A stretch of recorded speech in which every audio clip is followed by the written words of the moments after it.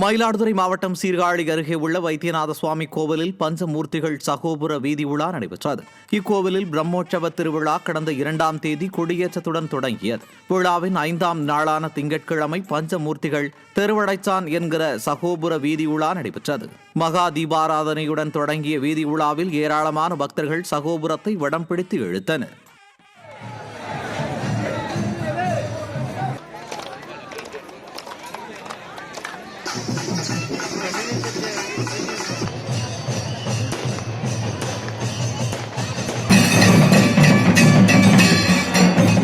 பங்குனி உத்திர விழாவையொட்டி தெப்ப உற்சவத்தில் காமாட்சியம்மன் எழுந்தருளினார்.